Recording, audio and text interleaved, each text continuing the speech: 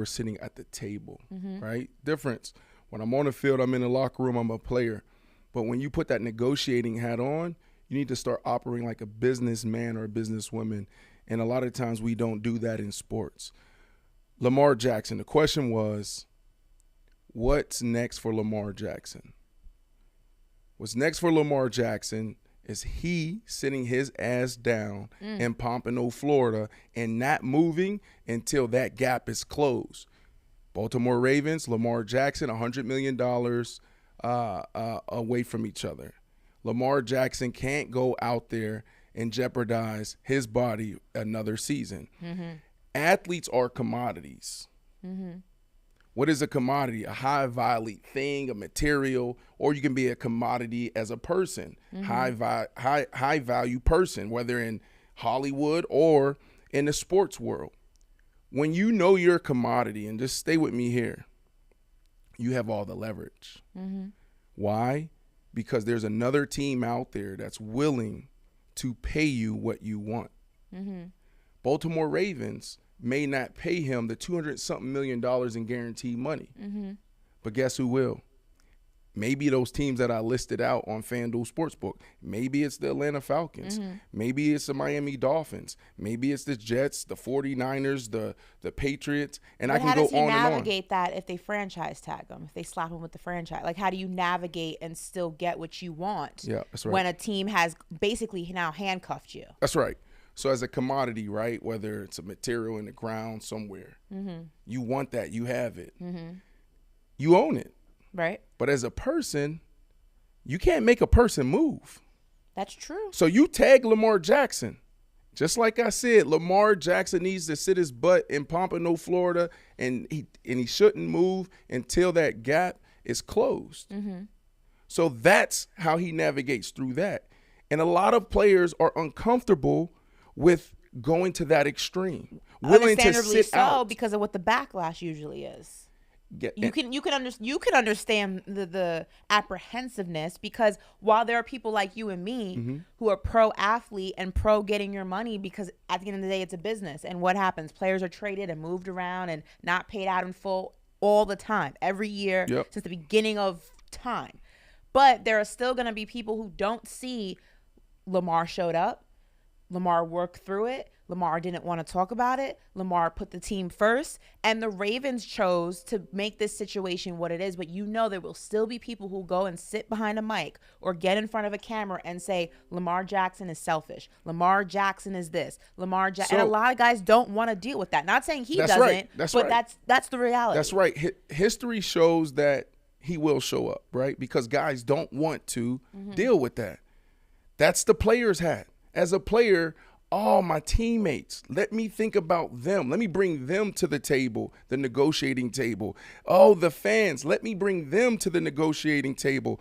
Oh, what is the media going to say? Ashley Nicole Moss on PaperRoute, freaking First Take, and FS1, and all these other people, these talking heads going out there telling me what I should do. The only thing that matters right now for Lamar Jackson is Lamar Jackson. And then he needs to draw a little circle outside of his name and put Miss Felicia Jackson in there. I don't know if he has kids, but if he has kids, he needs to put his kids in there. He may have an auntie or uncle that he really cares about, and that's the only thing that matters. You can't bring anybody else's opinion to the negotiating table, and that's what we don't do as players when we get that opportunity to renegotiate. You have to be willing to stand up and say, you know what, this is not a fair deal.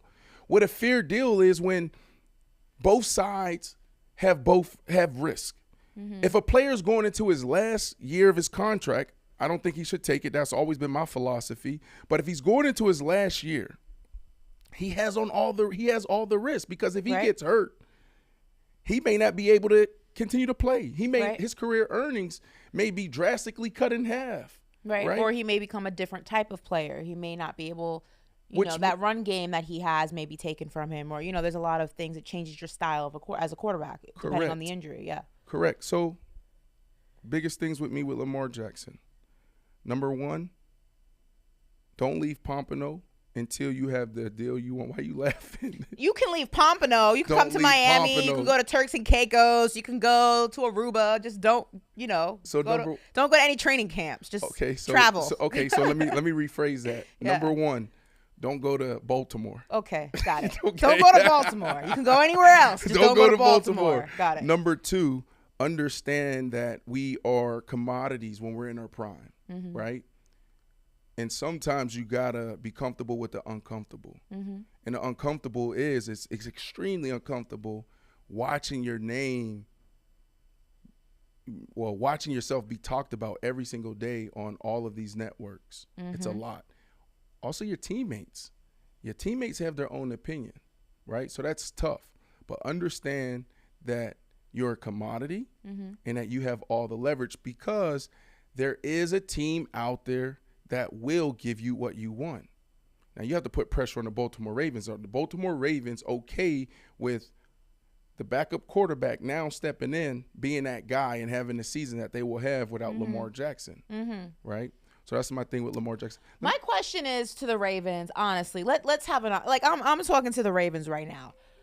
Who the hell do you think is in the draft or future drafts that you are willing to go ahead and play a game of chicken with Lamar Jackson? Do you think the second coming of Lamar Jackson is just sitting in the back of the fifth round of the draft, just waiting for you to find him? It's not happening. Lightning doesn't strike twice. You have a guy in front of you who has shown that he can go ahead and produce wins, who has won an MVP, who is liked by his teammates, who is supported by his teammates, who genuinely likes being a Baltimore Raven. He enjoys wearing the jersey that is on his back. He puts the team first. I mean, the list, he's likable. People actually want to go ahead and sign him to endorsement deals, which then again only increases your brand equity as a franchise, because your franchise guy is likable. You see him on commercials, or you see him in ads, or whatever the case may be, and people say, oh, that's Lamar Jackson, quarterback of the Baltimore Ravens. But y'all want to play chicken like you have all this leverage. I'm going to tell you right now, for the Baltimore Ravens, if you are watching me right now, the front office, you don't have any leverage. Do not cut off your nose to spite your face. You are going to lose this battle if you do not pay Lamar Jackson. It's as simple as that. You're going to lose. I love it.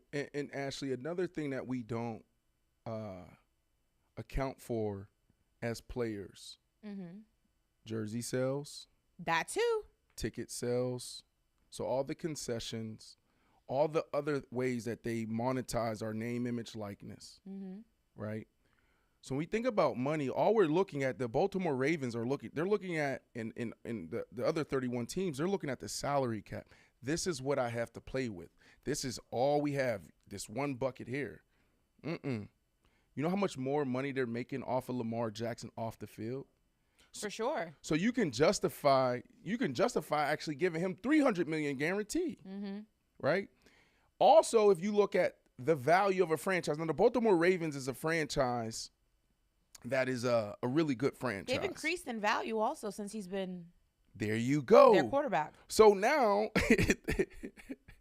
so when you any of these brands, any industry, where Peloton, they move into a new space, and whether it's equipment or they add another piece of software to it or whatever, someone acquires a software, your value goes up in business, right? Absolutely. It's the same thing in sports. So when you think about these players sitting at the table, they also should bring to the table, all the other ways that they're putting money in these owners' pockets. Question for you. Because I heard you very passionately. I don't know if the Ravens front office is watching PaperRoute on day one. That's all right. I know they're on Twitter. That's cool. Okay, so we'll clip it. We'll clip it and we'll put it out there. Ashley Nicole Moss wants the Baltimore Ravens to listen to her right now. If he does move, what's the best destination? I do like the Falcons. Just in terms, not necessarily in terms of, there's going to be some growing pains there, but I think that'd be a great market for him. I'm thinking whole spectrum. It's Atlanta. Right. I think that people would come out in herds to see him. Like he is I know he's from Broward, shout out to the 954, but I think Atlanta would embrace Lamar Jackson in a way that, some other franchise may not be able to, just from a cultural standpoint. I'm not sure why the 49ers were on there, but I think, honestly, listen, I like Tua. So Dolphins fans, don't come at me. I've been a Tua defender. He is a Cowboys fan or grew up a Cowboys fan. He told me that at Super Bowl when I met him and his family, that they are Cowboys fans. I know how much Tua wanted to be in Miami. His mom told me that when I met her, Super Bowl in Miami. I spoke to her a little bit, and she said before it even happened, he would love to be here. You know, he would Ashley, whatever. But Ashley, nobody cares about that. I'm just it's saying, business. I'm just leading with that. I think Lamar Jackson in Miami would be incredible. Okay, so that's my. I know it's not on the list. Let me go back to FanDuel Sportsbook. It's not on the list. I'm going back to FanDuel Sportsbook. The teams are Atlanta Falcons. And these are the teams that have the best odds. There can always be a sleeper team, right? Atlanta Falcons, the New York Jets, the Las Vegas Raiders. You have the Tampa Bay Buccaneers, the New England Patriots. No. The New England Patriots? No. Bill won't do it? I don't think so. He's spending now. Remember a couple years ago, lose Tom Brady? And I don't know if Lamar is his type of quarterback, though. Carolina Panthers, like I said, San Francisco 49ers. Whoa. And then the Washington Commanders. Panthers would be kind of cool. Kind of cool. But you brought up my team and my answer, and that's the Miami Dolphins. Yeah. If I'm the Miami Dolphins, I go all in on Lamar Jackson. What do you do I with would Tua? love to see Lamar Jackson back home.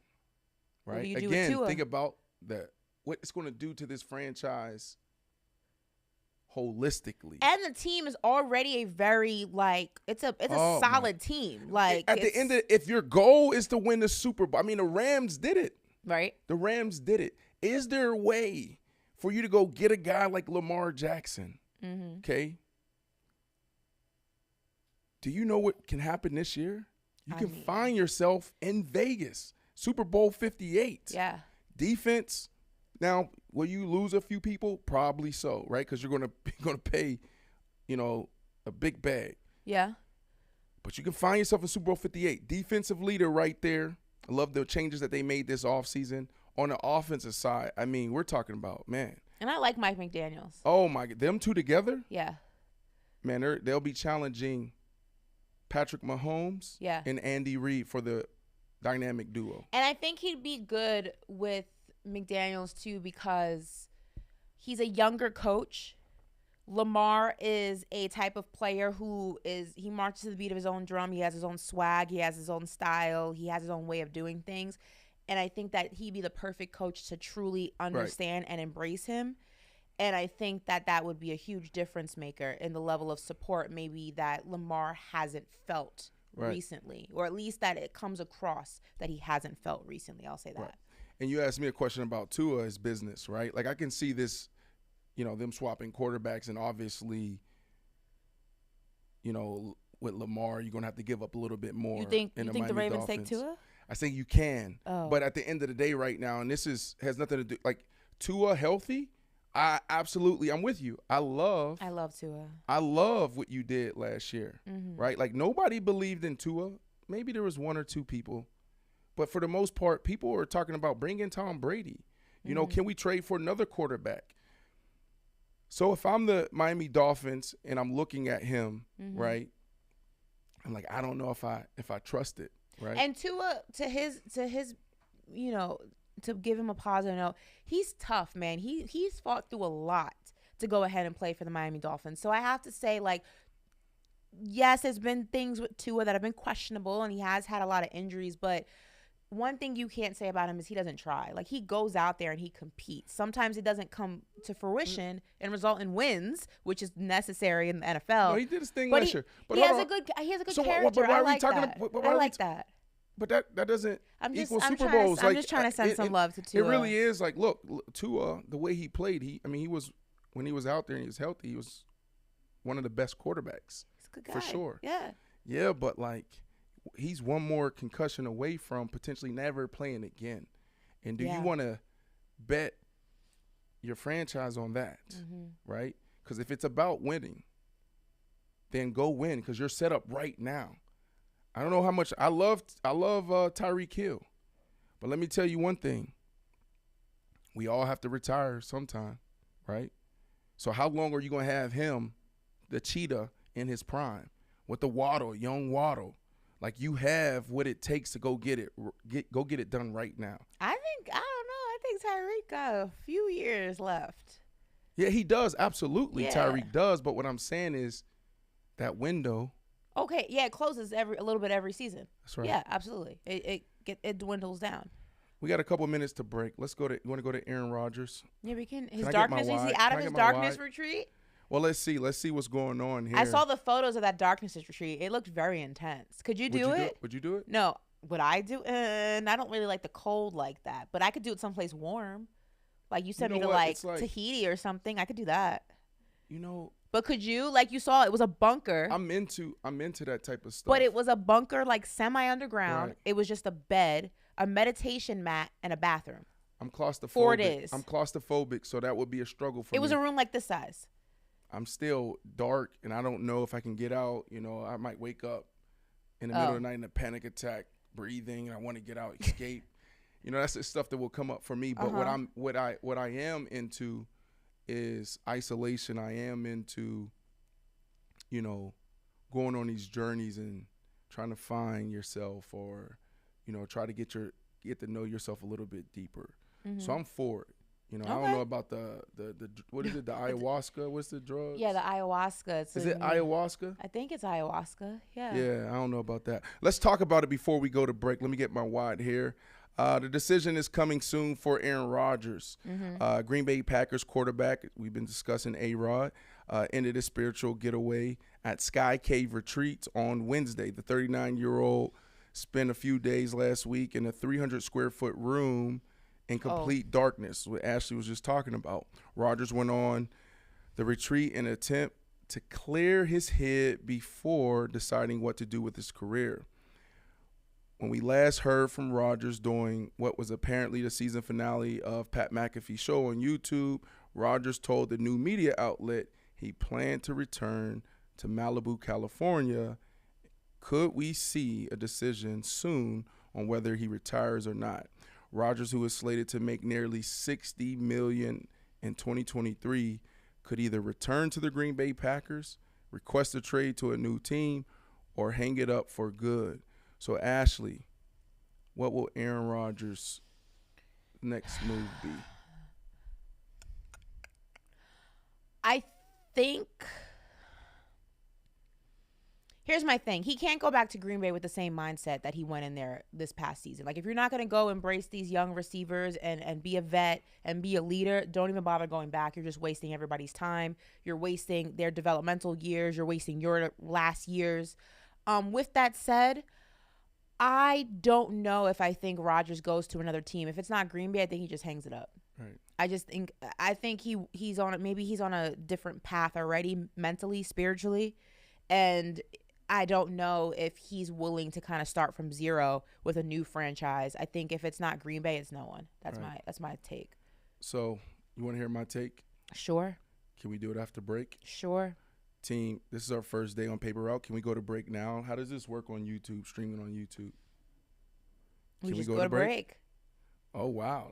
So when I first got in the league, when I was in Denver, we had all these. DJ Williams used to be on the show. He was the one passing around the Vialis. Cialis and Cialis. That's different. Whatever it's called. Cialis, Vialis.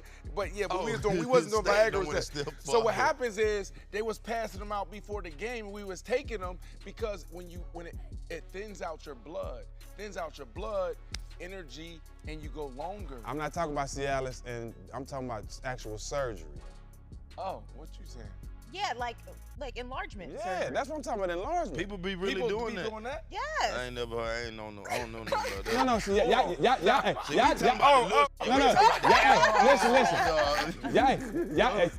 talking about something that's gonna keep it right for 36 hours. Yeah. Now, this motherfucker taking that shit so they can be that way forever. Oh my God.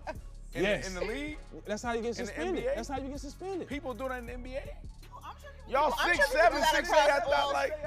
What does that have to do with anything? Is that a pause? That's a major pause. I'm just saying. That's major. I never heard of that. He said the shoe size and that side are not clicking. Ain't no OD. Let's skip that Ain't no part OD. right there. You heard he said, I'm corny. I'm corny. Let's get back to the basketball. I'm secure in my manhood. I'm sorry. Don't have surgery. This is really happening right now? Brandon. Like, what? Yes. Bro, let me tell you. Ain't nobody getting suspended for taking Cialis. But what's the problem? But okay, let's say they doing that. What you say they doing it. What's wrong with that? Why they gotta be suspended over that? If they feel like they need to be Because it has something in there. Yes. It has a steroid in there. Ingredient in Same it. way It's if a you steroid take an ingredient. Okay. on a steroid. Okay. Yes. It's no different than in the NFL. I forget the player, but there was a player who was I can't trying think of their names. to conceive with his wife, and she was going through, I want to say, in vitro, and she was going through the fertilization of her eggs, and he was on medication to, I think, increase his testosterone. Wasn't doing it to increase his performance. It was to have a baby, and he got suspended because the ingredient in there still comes up in a test. You remember what Eddie Murphy said on Golden Child? What he They said? tried to sell him that stuff to help keep the yang up. What that boy say? Ain't nothing wrong with my yang.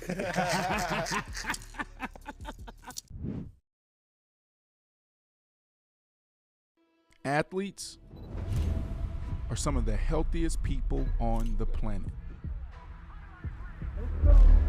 Adopt a lifestyle with an all-new HOA Plus app. What's up, athletes? It's your girl Maya here. I'm Bonnie. Welcome back to HOA Plus.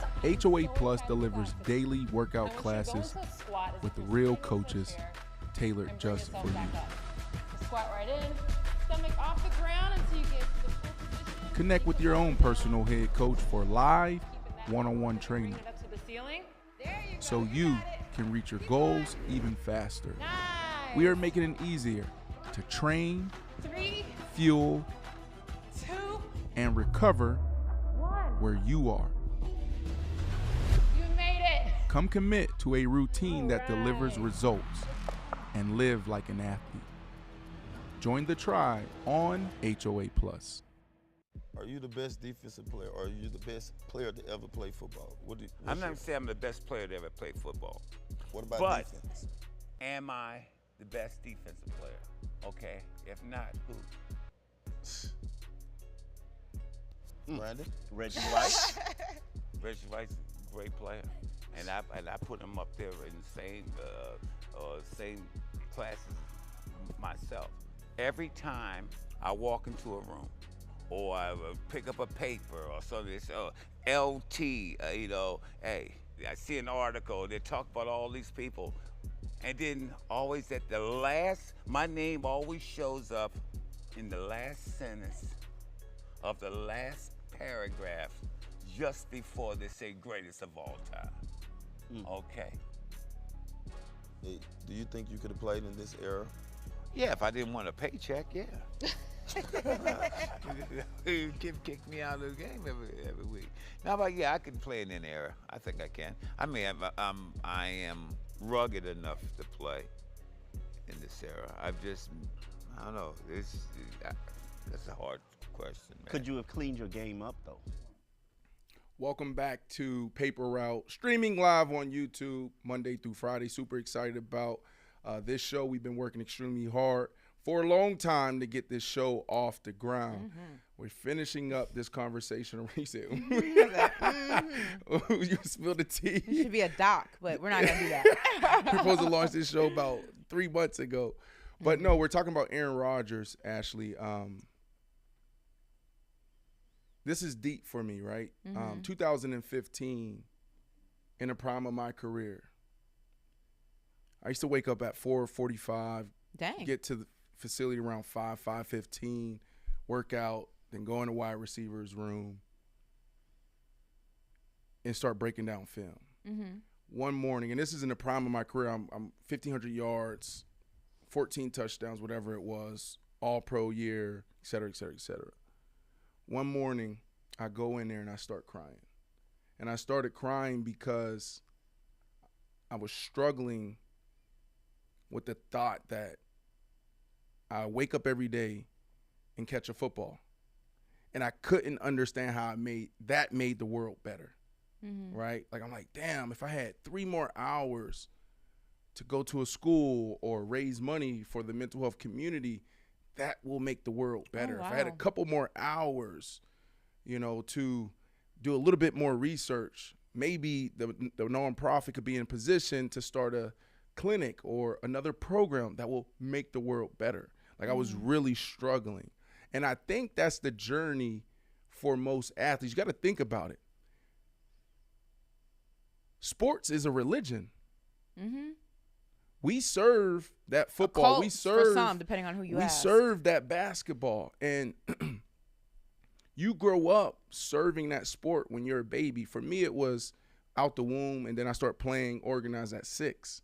I don't know what it is for Aaron Rodgers, but think about your identity being wrapped in the sport. Right. Right? What ends up happening along this journey, you get to a place where you get sophisticated, you start learning more, you read books. You got the playbook here, but then you also got these other cool books, right? You start watching documentaries, you start meeting cool people, you start traveling, right? And what happens, you start saying, damn, there's more to me. And that's when that struggle happens. And when that happens, your play starts dipping, you start thinking about retirement, and it's an interesting place to be in, but it's a tough place to be in. Yeah. So the question is, what's Aaron's next move? I don't think he knows. You know, because as over the last few years, he's been doing this back and forth. This isn't new. It's been going on for a couple of years. Aaron Rodgers is trying to figure out, not only is he going to play football next, he's trying to figure out who he is. Yeah, I mean, when I interviewed Michael Irvin last Super Bowl at Radio Row, he told me when we were talking about Tom Brady and his false retirement. Now he's actually retired, but his previous retirement, he said that a man retires for 2 reasons: loss of skill, loss of will. And Aaron Rodgers clearly hasn't lost his skill set. I mean, I think we can say a lot of things about Aaron Rodgers. You can't say that he's not a great quarterback and will go down as one of the greatest to ever play the game. But I think, speaking to what you're speaking of, he may have lost the will to compete at the level that we have seen him compete at so consistently throughout his career, which explains a lot of, you know, the downhill in certain areas of his game. And that doesn't mean that he doesn't love the sport. It's just that he may love it differently now than he did 10 years ago. Right. He may love it differently now than he did when he was in college or when he was in high school. And I think that, like you're saying, he may have found passions that were once only football. Like, that was his only real passion in life. And now that he's gotten older, that passion may have been or has taken the back burner to new passions and new things he wants to pursue and new things that he's interested in. And football may not be that priority for him. And that's okay. That's the trials and tribulations of life. That's right. That's right. He's great. Oh, he's fantastic. Right. There's an argument. There's an argument that he's the best thrower of the football ever. Patrick Mahomes is challenging him. You had John Elway and so many other quarterbacks out there, but for me, it's not even close. Played against this dude in the division when I played in Chicago twice a year. What he does with the football is next level. You got Patrick Mahomes obviously challenged that, but the dude is that good. I just think that Aaron Rodgers is struggling on identity. Like, he's having an identity crisis, right? And I don't think it's going to change, right? Because he knows that there's more to the world than just football. And when that happens, I don't think it's time to hang it up. I just think that, you know, your passion, not your passion, but your why, you need to identify your new why, you know? So it's going to be interesting to track Aaron Rodgers over the next couple of weeks. What I will say is I don't want him with the Jets. Why? That's your squad. Because this team right now, they need a quarterback. A young quarterback that they can grow with? They need a quarterback that's 4 or 5 years away from this spiritual awakening. Okay. That's what they need. Got it. So they need someone who they can mold. No, I mean, listen, I like Derek Carr. Derek Carr is already spiritually woke. He talks about it all the time. Right. Christianity, he's a believer. But see, he knows his why there. Like, that fuels him to be a better quarterback. Aaron Rodgers on the journey trying to figure out what that is for him. That's why he's out there doing ayahuasca, fucking little silent retreats, darkness retreats. I love a good retreat, though. But that ain't that type of retreat that you love. Oh, no. You see this Bahamas, tan? Jamaica. You see this tan? That's the kind of retreat I like. Yeah, Give you me were on a some yacht sun recently. and- How big was the yacht you were on this past weekend? I don't know. You know, I don't. Was it your yacht? It wasn't. If I had a yacht, I would not be sitting here with you. I was definitely not invited. It wasn't my yacht. That doesn't mean you couldn't invite me. How am I going to invite you on someone else's yacht? Let me ask you a question. Did you invite other friends? Girls. You can't. When you become a woman, you can come in. You know, hop on yachts and stuff that aren't mine. When it's my yacht, everybody is welcome. But listen, we're gonna be on standby for Aaron Rodgers. Hopefully, you know, he doesn't do what he did when we were trying to figure out if he was going back to Green Bay and drag his feet, because everyone is gonna be on pins and needles waiting for that decision. But we're gonna switch gears now to a little segment we like to call Word on the Tweets. So in this segment, we are going to go ahead and give you guys some tweets that are, you know, all over our timeline. Everyone's talking about it, and we are going to go ahead and dissect them ourselves. Now, listen, Jerry Jacobs tweeted, "What we waiting on at Jalen Ramsey? We can do some great things in the D." If you don't know, that's Detroit. My guy, trust and believe that. First of all, shout out to the Detroit Lions. My guy, Jalen Rose, obviously, Detroit. You love Jalen I love Rose. me some Jalen's one of my mentors, honestly. He's one of my first mentors in this industry. You know, I'm happy that the Lions are showing some signs of life for him, because he's been struggling a long time with that organization. Right. So shout out to the Lions real quick.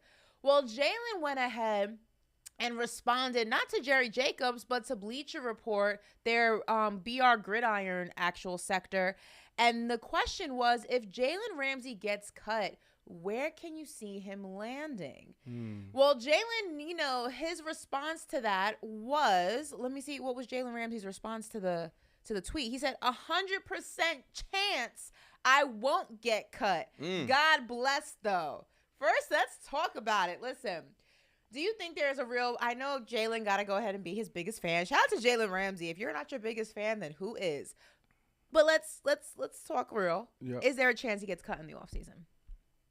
There's because anybody can get cut. Anybody can get cut. Absolutely. Now I don't know the effects it will have on the salary cap, right? I don't know if how much dead money, but if it's not a significant amount and they can't find the right suitor, he absolutely can be cut, right? Okay. Because, and it's if there's turmoil inside the organization, right? A lot of things we don't know. Losing can do that to you, though. Absolutely, right?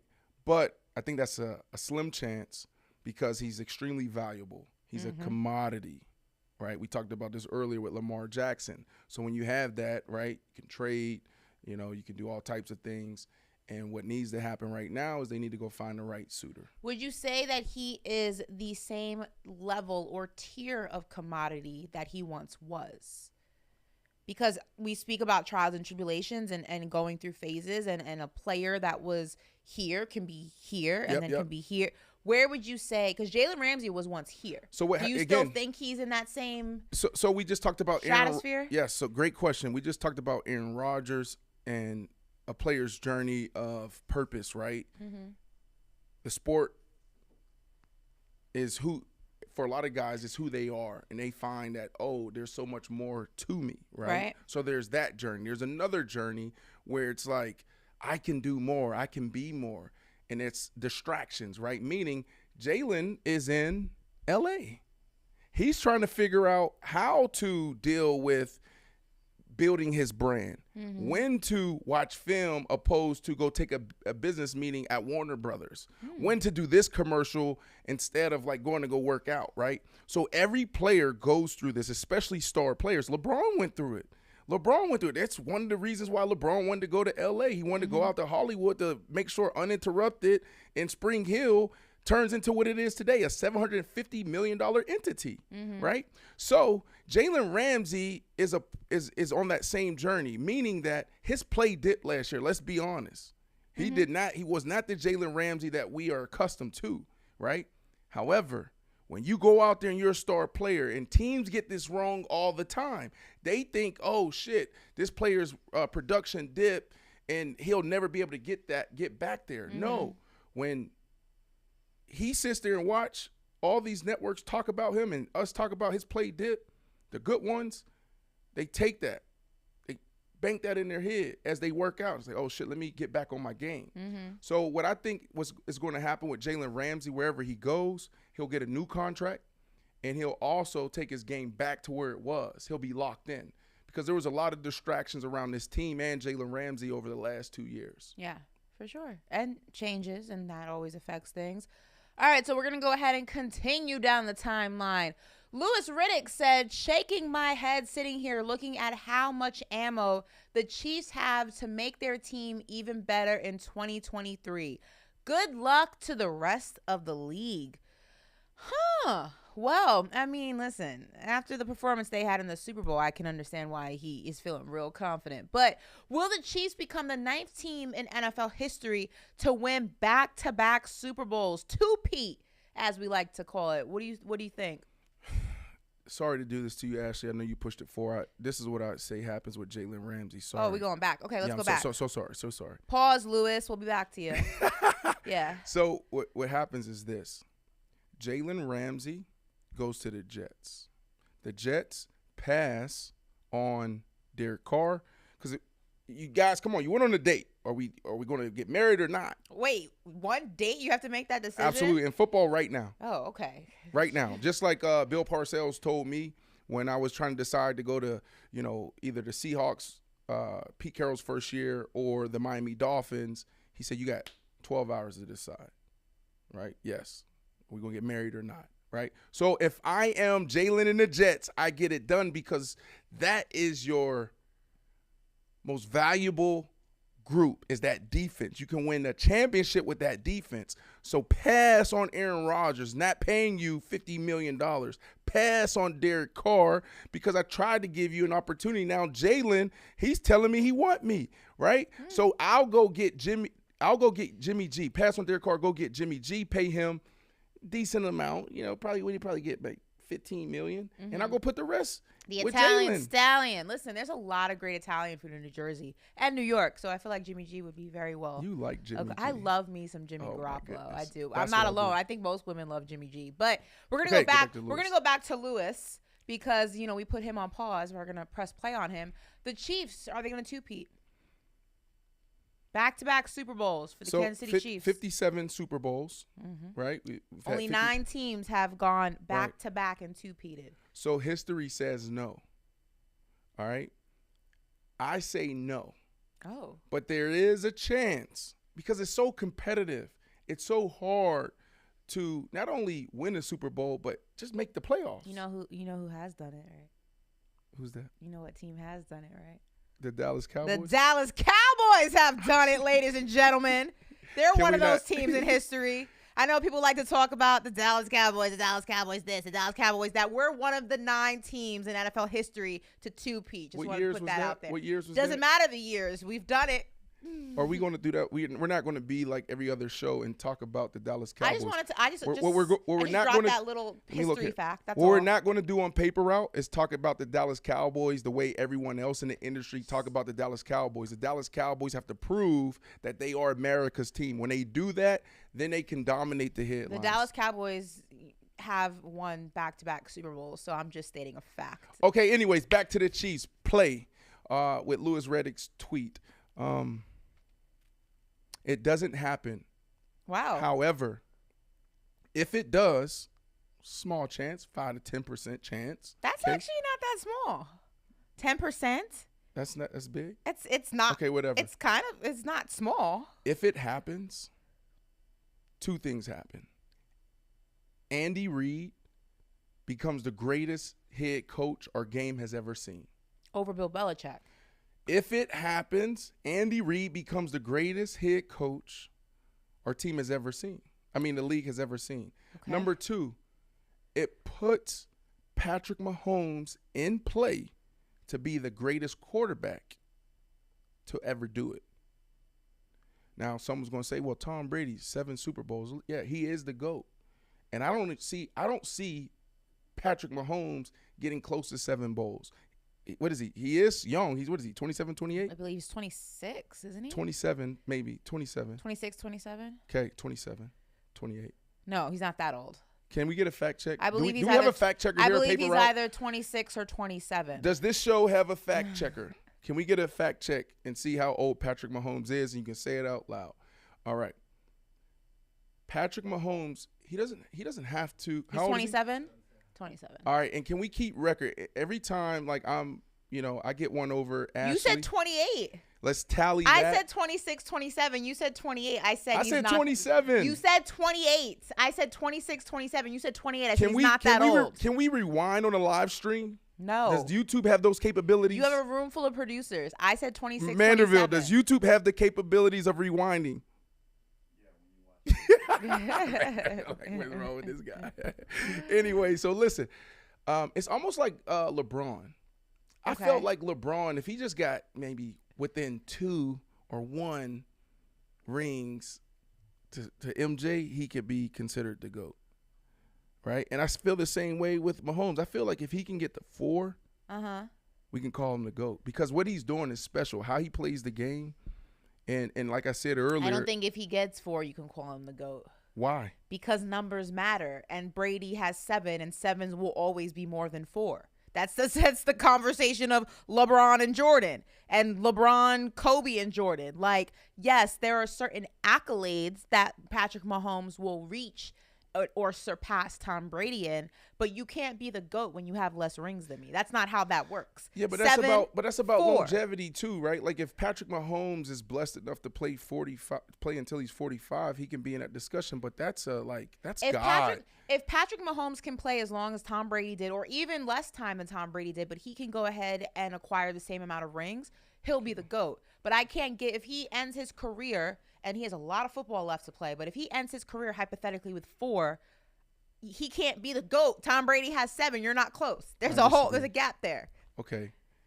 I feel if he gets close, we can have the discussion. Close. Listen, almost only counts in horseshoes, Brandon. Okay. Not Go to in the football. next one. Go to the next one. Byron Jones, and this is a topic you're gonna have a lot to say about. Brandon Marshall went ahead and tweeted, "It was an honor and privilege to play in the NFL, but it came at a regrettable cost I did not foresee. In my opinion, no amount of professional success or financial gain is worth avoidable chronic pain and disabilities. Godspeed to the draft class of 2023. So Byron Jones, he went in a little bit more in depth, and there was an article that was written about it, and I actually read it, and he was alluding to the injections and pills and other things that the NFL gives their players to go ahead and play through injury. And I know you're someone who is so against players playing through injury for a multitude of reasons. Right. I'm assuming this is one of them.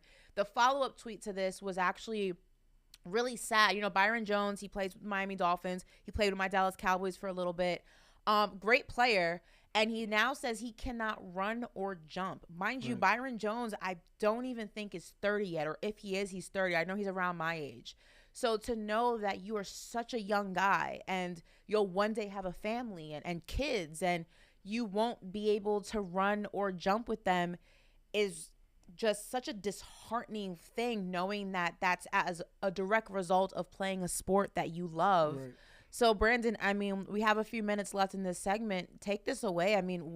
Reading this, knowing your stance on playing through injury, it's got to be difficult to hear this. So, 2 ways we can approach this when it comes to playing through injury, right? So, if you're playing through injury and we're talking about business, right? We're at the table, we're negotiating. You don't play through that, right? Because what ended up happening is, and we can see it, we can follow it today with Ezekiel Elliott, right? Ezekiel Elliott's probably going to have to take a pay cut, or he may even get cut, right? Because they're saying his production is dipped. Well, if you actually know what happened last year with Ezekiel Elliott, then you'll know that he played banged up. He put it out there for the team, right? Again, here we go again, right? Taking the wrong people to the table with us. We're taking the fans. We're taking our teammates. We're taking reporters to the table. Well, what are they going to say? What are they going to think? If I don't play through this, they're going to talk about me like Lamar Jackson. But the result of that is, hey, Zeke, we love you, man. It's your boy Jerry Jones. What are you going to do to him? And Stephen Jones' son, they're going to tag team him. Zeke, we love you. What is this? That's how I feel like that's what they'll do. Zeke, we love you, man. But let's look at these numbers, man. It's a production-based business. And over the last 2 years, 3 years, your production has dipped. What voice is this also? This whole act is very odd to me. That's Jerry. That's Jerry. Oh, okay, got it. Or that's any Jerry. owner. Okay, got it. That's the owner voice for everyone tuning in. Okay. So you'll have them sitting at the table, and that's their leverage. Mm-hmm. And then Zeke is going to say, well, remember the knee injury I played through? I had to wrap it up, and I barely could practice on Wednesday. I could barely practice on Thursday. You don't remember that? Nah, but the numbers. Well, what about you guys coming to me and asking me, yo, we need you this game. We're trying to make the playoffs. Well, the numbers. Dak Prescott walk up to you. Bro, I'm struggling a little bit. I need you. You know, he's banged up. This person's banged up. Can you go? Can you please go? Sometimes it's not even an ask. It's just you're laying on the table and your boys come in and they look at you and they just checking on you. You good? Is he good? They ask the trainers. You hear him. Yo, is he going to be able to go? That's our guy. You know we need him. Or, you know, they just look at you. How you feeling? How you feeling? You feel it. And that's where we go wrong. Mm-hmm. So we're talking about Byron Jones, right? Like, you know, and the message it sends. Well, from a business perspective, you don't play. But when we talk about just the game holistically, this is the sacrifice that comes with it. Mm-hmm. For me, the head is one of those things you don't play around with. That's why I feel so strongly, you know, about Tua protecting himself and the Miami Dolphins and the NFL and the NFLPA. But when it comes to this, like, I'm okay with knees.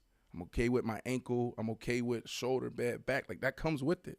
Mm-hmm. I'd rather have all of that in a 12,000 square foot home, everything paid off, kids tuition, kids good. But that's exactly what he's talking about. But think about it. He's 30 years old, roughly. And when he has kids, he's not going to be able to play football, basketball with his kids. He can't jump. You know what I can do?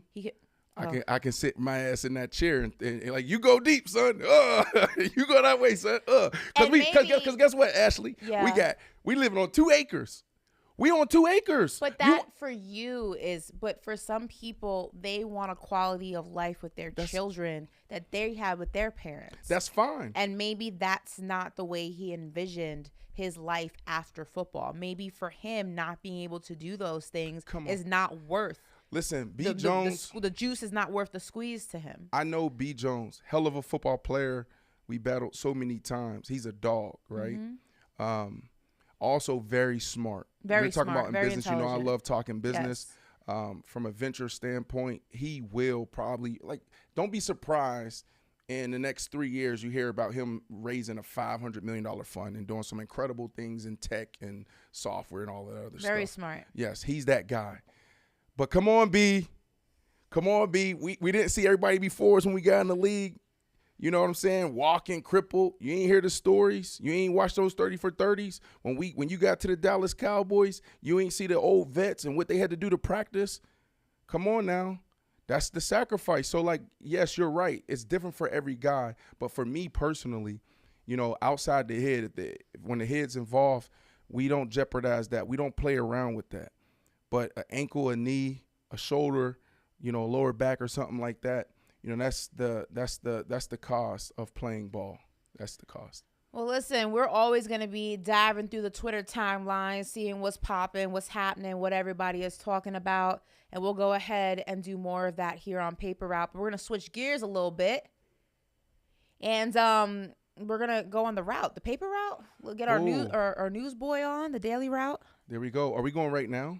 Yeah, we're going right now. Oh, here we go. The daily route. Here it is, where we'll take you through more of what's going on in sports and culture. Mm-hmm. It's going to feel a little bit like the first segment. You know what the first segment is? Do you remember? Yeah, I know, because I came What's up the name with of Rewind That. Rewind That. I forgot. That's why I asked you. You know why you forgot? Because I'm the one who came up with it. There you go. So here we go. New look. But I will give you props. The daily route is yours. The daily route is mine. Word on the tweet was mine. The daily route was yours. Can I get a title on me so Ashley can go get my newspaper, please? Do a title on me, Ashley. Please get my newspaper. Deliver the news real quick. And can you make me a coffee too? No, now you asking too much. It's like, come on, give me the paper and I need some coffee. Here's the New York Times. Mm-hmm.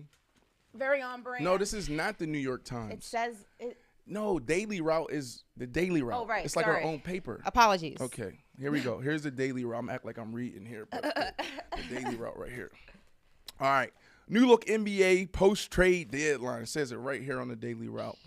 Dame Lillard dropped 71 on the Rockets. Dame Lillard put together a record-breaking performance in the Trailblazers' 131-114 victory over the Houston Rockets. Lillard set both franchise and career marks, chasing the 71 points. I enjoy those moments, he said. This is what he said. Let me act like Dame. How would Dame say? I enjoy those moments in the game when I'm just, going after people, Lillard said. That's what he said. When I'm in that attack mode. All right, anyways, Lillard, 13 three-pointers, was one shy of the NBA record set by Golden State's Klay Thompson. Ashley, you love basketball. You know basketball. I love me some Dame time. Would you consider yourself an expert in basketball? I mean, I wouldn't say I'm an expert, but I am an aficionado. All right, so let me ask you this question then, if you know so much. Is Dame Lillard wasting his talent on the Portland Trailblazers? I hate this. Has already said that he is where he wants to be. Let's make this. Let's not act like if Dame didn't want to be there, he wouldn't be there. Dame Lillard is someone, as you can see, who can still put up incredible numbers and can help a team win. So if Dame did not want to be in Portland, Dame Lillard would not be in Portland. Some guys move differently. Some guys prioritize different things, and Dame is one of those people. He prioritizes money and business, but he also prioritizes winning on his own accord, winning on his own moral compass, if you will, or his own foundation, his own way. And there's nothing wrong with that. I think that we have to stop having these conversations about so-and-so wasting their talent in where they are. If they didn't want to be there, they wouldn't be there. I think that we criticize guys like Kevin Durant who jump from team to team when it no longer suits what his end goal is, and that's to win a championship. We did it when he left OKC to go to Golden State. We did it when he left Golden State to go to Brooklyn. We did it when he left Brooklyn to now go to Phoenix. And we can't go ahead and have it both ways. It's either the goal is to win championships, and we allow players, or we don't chastise players for doing it the way that it needs to be done. Teams change. Guys come and go. And was once a championship team in 2019 may not be one in 2022. So I have to sit here and wait for the restart to happen. Now, if that's your moral compass, cool. For Dame, it's I want to win here by my own rules and own standards. And if I can't do that, then I can't do it. But we can't chastise him for doing it that way either. You can't play both sides of the argument. And I think that's what my frustration with this conversation is. Did I want Dame at one point to leave? Absolutely. I'm a huge Dame fan. I want to see him win a ring. But I can't keep saying like, oh, he's wasting his talent. He's where he wants to be. And as a basketball fan, as a Dame fan, I have to respect that. That's his decision. And he's willing to live whatever the outcome is. Listen, Dame is the real deal. Dame's a real one. I love Dame. I have more respect for Dame because of his approach, right? Exactly what you said. It's a very old school Kobe, like those guys' approach. Like, that's right.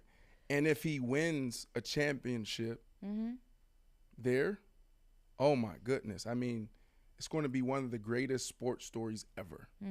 So I like that. I absolutely love that story and what it could potentially be. But with that being said, he's wasting his time. Says who, though? Like when you want to see that 71 in the Garden, when you want to see that 71, I know it's not called the Staples Center anymore. What is it called? Crypto. Is it still Crypto? It's a crypto arena. Okay.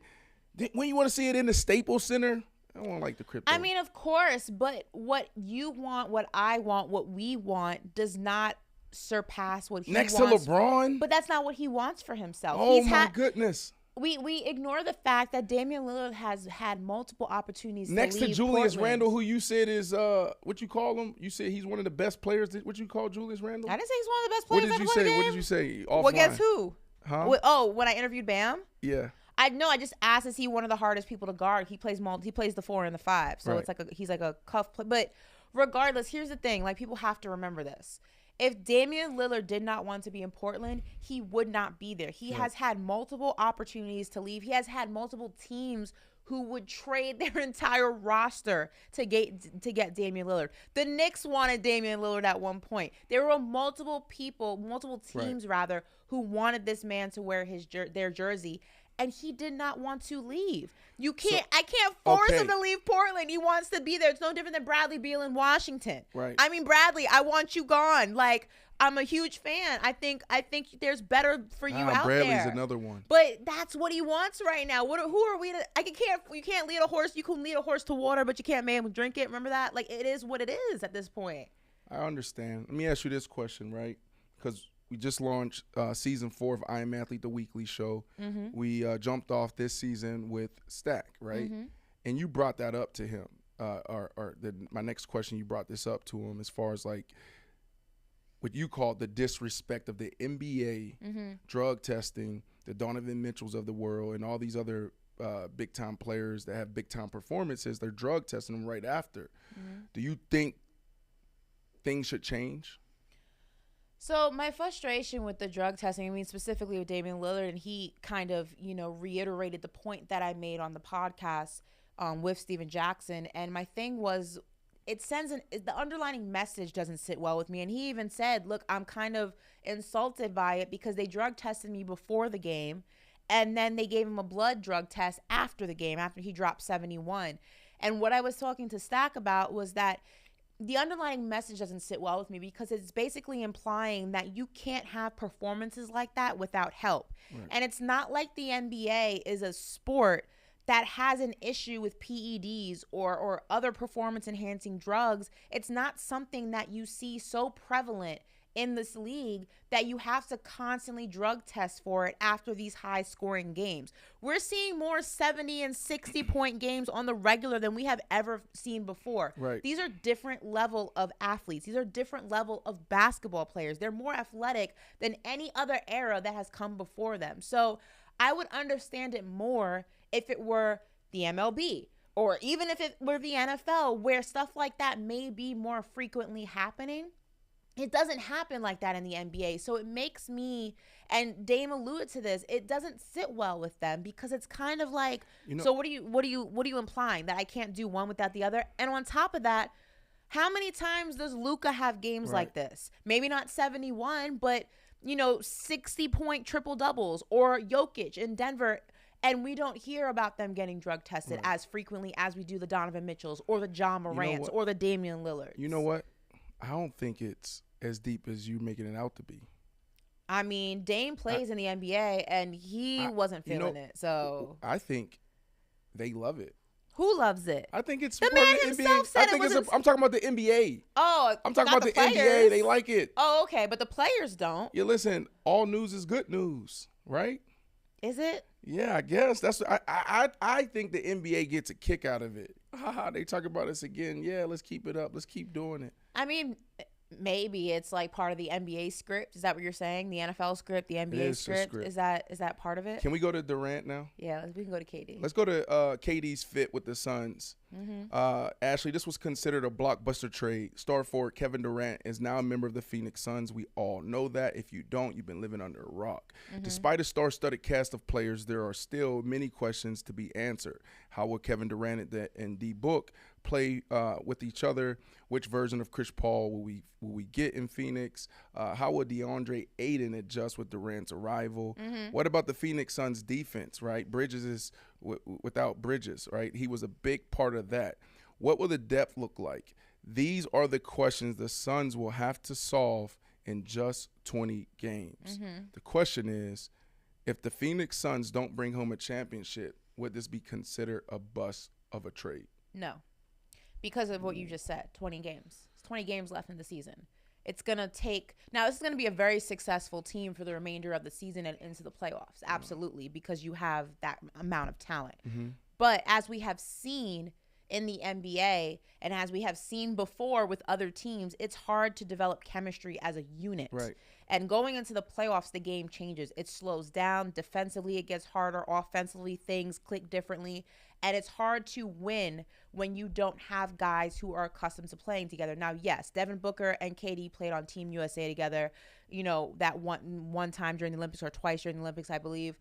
So they know each other, but they don't know each other's like quirks and pros and cons like he did, say, playing with Russell Westbrook and James Harden. Right. He doesn't know, Devin Booker's, what does this mean, or what does that mean, or what does this mean, like he did with Steph Curry. But do they have and enough Draymond offense and to Clay. overcome that though? Like even what I They read. have enough offense to overcome it, but what I'm saying is if they don't win a championship, I'm not calling it a bust because there's not enough time to gel as a unit. And let's not forget, this is a team that will exist next season. Now, next season, when they have a full season together, health permitted, if they don't win a championship, then you can start throwing that bust word around. But I'm not going to say with 20 games left in the season, if they don't win, oh my God, Kevin Durant's at it again. They suck. No, it's not. Ashley, it's okay to have a bust season. Like, How is the it a answer bust is season? it's a bust season because when you make a move like this, yes, you can make moves like this and you could talk about, the future of the franchise. How many more years does Kevin Durant have in his prime? Chris Paul, is he still in his prime? Devin Booker, right? Like Devin Booker's still in his prime. I know, I know he is, but you have Devin Booker, and then you also have Ayton. How long are you gonna be able to keep all of these guys together? There was even talk before the season that Ayton could be traded. Ayton when they had that amazing run, and then Chris Paul got hurt again a couple years ago. He was the guy. He was balling. Chris Paul brought him back to life, took him to a whole nother level. So now how does he feel right now? Could he be a guy looking at this trade saying, look, I ain't with this, and I want out of here. So I'm saying all to say you're that playing with Kevin Durant. Guys don't care. There are a lot of selfish guys. No, but the NBA is a little bit different. When you get an opportunity to play with a Kevin Durant, or you get an opportunity to play with a LeBron James, the human condition doesn't change. Yeah, but it's different when you're a young guy and you're playing with a Kevin Durant. And Kevin Durant's one of those guys who is so much fun to play with. He's not big brothering you. He's almost like that's your dog. Like, yo, you need help? You want to work on shooting? Let's do it. Like, he is one of the easiest guys to play with. Nobody really says bad things about KD because he leads with a different type of energy. But look what you just said. It can't be a bust. 20 games. KD still has yet to come back from injury. If he does come back, you don't know what percentage of, healed he's going to be. It's not a bust. Ashley, it's not a bust. It's okay. It's not a bust. It's going to be a bust. It's not a bust. You have, look who you just named. It's not a bust. You have KD. You have the four horsemen. You have KD if you coming don't off win of it, an MCL. Doesn't matter. With 20 games you know what, left. He's not Jesus. Football players, we deal with an MCL. We might go get a little scope on that MCL on that knee, and we're back in 10 days. So guess what? I don't care about the MCL. There's also a lot more people responsible for winning NFL games on that field than there is on a basketball team. If Kevin Durant is not 100%, it is going to affect the Phoenix Suns. There's a chance he may not be. How much time does he need? He's 34 years old, coming off of another injury with 20 games left in the regular season. What do you want him to do? Walk on water? Right. Westbrook to the LA Clippers. All right. Let's dive in here. After being traded at the deadline to the Utah Jazz and then agreeing to a contract buyout, Russell Westbrook decided to stay in Los Angeles, shocking a lot of people, and signing with the Clippers. Despite LA having success with Terrence Mann at point guard this season, star forward Paul George lobbied pretty hard publicly for Westbrook to sign with the Clippers. It could be viewed as a low-risk, high-reward option for the Clippers, as Westbrook will be an unrestricted free agent this summer. The Los Angeles Clippers currently sit 5th in the Western Conference with a record of 33-29. Ashley, does Russell Westbrook make the LA Clippers better? Yes. Let me do this first. Go ahead, but yes. You say yes? Yes. I love him on this team. I love him on this team too. I love him on this team. For me, and you go back to the days like he's a Hall of Famer. Mm-hmm. No doubt about it. To me, he's a first ballot Hall of Famer. Mm-hmm. Russell Westbrook, when he's successful, he has the ball in his hands, right? Already, he's getting to the basket, and it's easy for him. His first step is still there. Why? Is it easy? Because they have all these shooters around him. You got to guard him. So I think it's a great fit for him. It was a brilliant move. I don't know if it was thought out before all of this shit. Like, hey, I know I'm going to be traded, probably get bought out, and I'm going to stay here. I had this conversation with – you know how they be. Basketball players, they'll talk for months. You know, hey, we're going to do this. I've been talking to the owner. He's down. All you got to do is do your part, then we can all get together. So I think it's a brilliant move. I think it's the perfect fit. And this could be, you know, the team representing the West in the finals. Yeah, I mean, I agree. I think that Westbrook fits perfectly with this team. And I think that the Lakers, the issue was, and there was a glimpse where they seemed to kind of figure it out when Westbrook was coming off the bench and running that offense. But the Lakers offense runs through Anthony Davis. So with AD coming back, it kind of changed the dynamic of the team. And then also, I don't know if him and LeBron, meaning Westbrook and LeBron, ever really developed the chemistry needed to go ahead and play on the court together. It just always seemed like there was something that just wasn't clicking. And I don't think it was a personnel issue. I just think it was a difference in playing style. I think he's a perfect fit for the Clippers. You have Kawhi, you have PG-13. They're handling, you know, most of the shooting and things like that. Westbrook, if there's a shot available, he takes it. If not, he's the floor general, and that's where he shines the most. And I think that a lot of people were writing Westbrook off based on what they saw him do with the Lakers or didn't do with the Lakers, but didn't really dive deep and look at that system and say it really wasn't conducive for the player that Westbrook has always been. It wasn't like he just became this. For people who are like, oh my God, he's always been this guy. But we got to hold Russ accountable to LeBron, all of them, for trying to put this together, right? Because you got two of the league's most ball-dominant guys trying to figure this out. You take the ball out of Russell Westbrook's hand, go back to Houston with James Harden, it doesn't work, right? But then he gets traded from Houston out there in D.C., Washington. With Bradley Beal, and he's back doing what he does, right? Bradley Beal obviously had to sacrifice a little bit, but he has to be in a situation where he's the guy making shit happen. So I absolutely love this move. Absolutely. You want to talk a little bit of Luka? Luka finally has some help. For as long as Luka Doncic, how you say his name? Doncic. Luka what? Doncic. Luka Doncic. No, okay. Okay. So Luka, for as long as Luka has been a member of the Dallas Mavericks, it's been a priority for the organization to find the right co-star to pair with him. They might have found just that guy in star guard Kyrie Irving. Though it has been a small sample size, the duo has performed pretty well so far, and the numbers have shown. In the 76 minutes they've shared the floor, the Mavs have produced at an astounding rate. I'm not going to get into all these basketball terms, offensive rating, defensive rating results, and net rating, et cetera, but the Mavericks have gone 3-3 since this acquisition of Irving. How do you see the Luka-Kyrie experiment panning out, Ashley? Well, I don't think Luka's there more than this. I'm sorry. I don't think Kyrie's going to be there more than this season anyway, because it's not where he actually wanted to go. Wow. You know, Brooklyn traded him there to be spiteful. Everyone knows he wanted to go to LA. So I don't know if this is a long-term place for Kyrie anyway. But right now, I don't know if there's enough time for the two of them to figure out how to play. The issue is that they both like to have the ball in their hand, right? Kyrie is not a spot-up shooter, meaning he's not a Steph Curry who's just going to run and shoot and it goes in. He likes to get set. He likes to go ahead and feel out his surroundings. That's always been his bread and butter.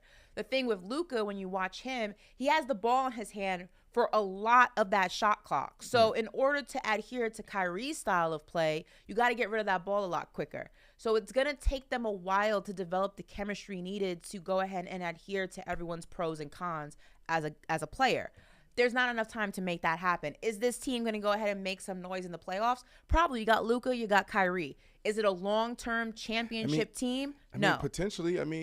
Luka pretty much by himself last year was able to do some damage. But look where'd that get them? Did they have a chip? But what I'm saying is, yes, but you add Kyrie. No, they're going to make some noise. They're not winning a championship. Can you see them sneaking into the finals? No. You can't. No, with the two of them, absolutely not. Luka was able. You're fighting against a Memphis Grizzlies team. You're fighting against a Lakers team that's getting hot now. You're fighting against the Phoenix Suns, who you think championship or bust. You're fighting against Who else is in the West that I think is right now? The Nuggets sitting at Right. the top of the Western Conference with the freak that is Jokic, who may win a third MVP in a row. It's just they don't have enough manpower and enough time to figure each other out to win the whole thing. Right. You want to transition us to the 2 minute? We're going 2-minute drill. Okay, so listen, 2-minute drill is a little allude to football. And basically that's when we are going to go ahead and have 2 minutes to discuss each topic in this conversation. So starting with Bronny James. If you don't know who Bronny James is, you've been living under a rock. He is the offspring of LeBron James. James. He is a top 10 pick in ESPN's first 2024 mock draft. And it has been raising some eyebrows by fans who are saying, I don't think he's a top 10 pick. But I will ask you, if Bronny is drafted by the Orlando Magic per se, okay, because there is, in the mock draft, it has been alluded to the fact that he may be going to the Magic. Is LeBron coming to the land of Disney World? Is he going to Orlando to join his son, who he has said time and time again that he wants to play with, at least for one season, before he retires? It's absolutely going to happen. Oh, okay. Get your popcorn ready. LeBron James will play with Bronny. In Orlando. If he's drafted there, okay, LeBron James will make it happen. LeBron is one of the first athletes that sat back and strategically mapped out, his move from one team to the next and looked at, where the salary cap and the media deals was going to fall in, 3 years, 4 years out, ownership and head coaches and how all this stuff work and what type of access can I get in my game coming in. I remember Pat Riley. Was like, you can't bring your guys in when it used to happen in Cleveland, but it ended up happening. Listen, before you finish your thought, I want to give you the quote that LeBron gave, okay? So listen, now the mock draft for 2024 has Bronny James going to the Orlando Magic at 10th. So with the 10th pick, the Orlando Magic in this mock draft would take Bronny James. Now in 2021 on the Shop, LeBron's show, he was asked what he would do if he was ever traded to the Orlando Magic. Yeah. And he said, and I quote, I'm not going, I'm just retiring, it's over. Now, Bronny James was already playing basketball and talks were happening about where he could possibly go and what kind of player he would be, and the LeBron and the Bronny. He said he's not going to Orlando. Right. But listen, when you talk about billions of dollars, you got to think about corruption. And I'm not saying that LeBron is corrupt, but what I am saying is, wouldn't this be one of the best basketball stories ever if LeBron James, one of the greatest basketball players ever, plays with his son after he called it? You know what I mean? After he said that he wouldn't?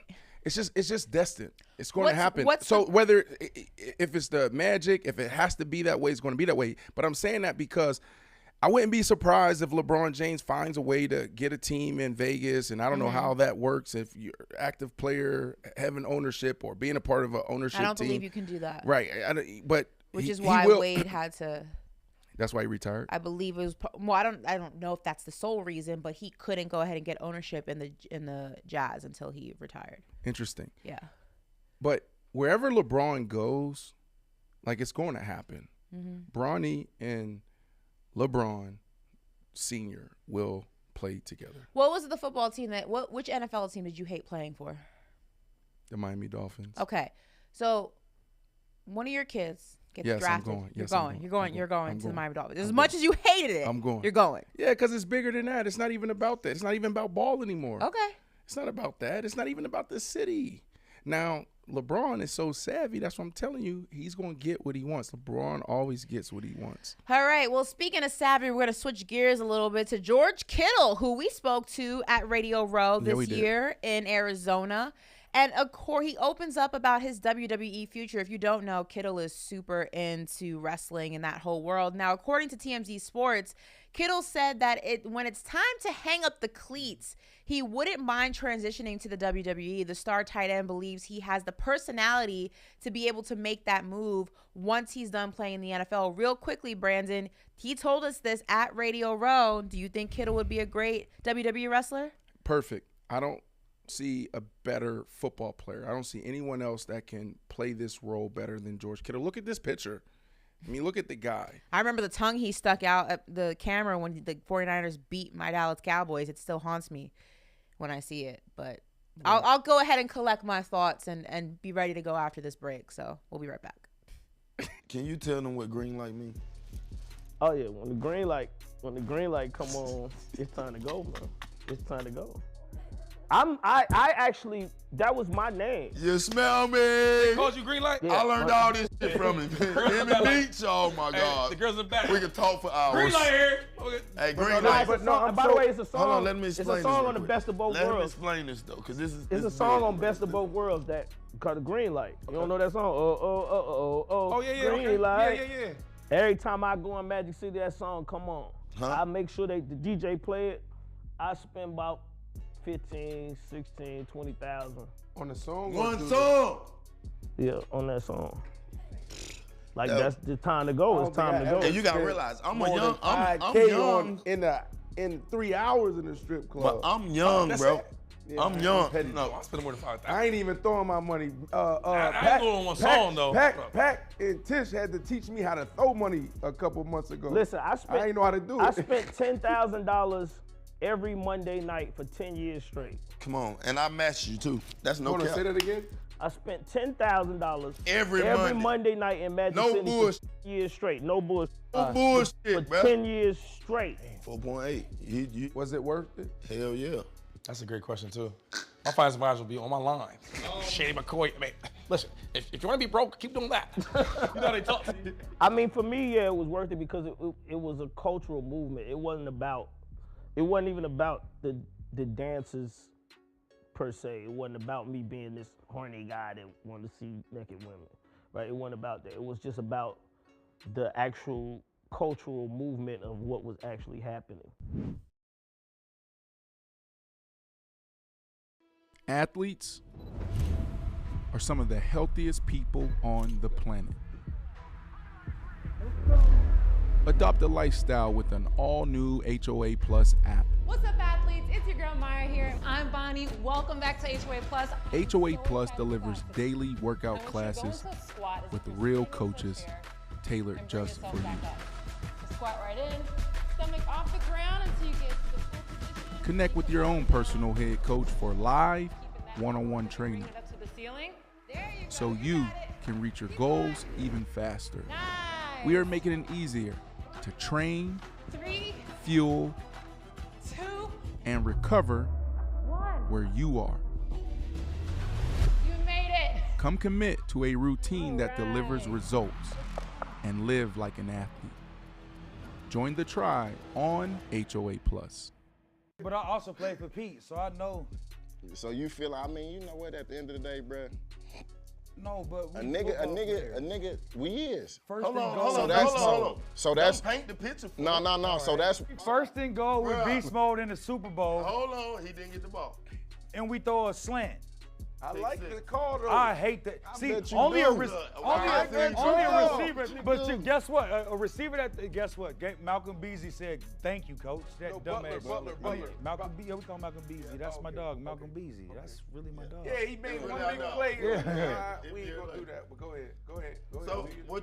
You never answered the question. I know why bro on. But He you know what I'm on that like you demon said though, time. at the end of the day, it's a football play. You feel what I'm talking about? No, money. Don't give me that. But the thing is, you feel me, like I told you before, I'm humble, so a lot of people, when they hear that, they won't think that. When it comes to the play call, and that was this type of situation, I'm boiling. And the only thing I could do was think that I need to get in his face. Because, yeah, Pete.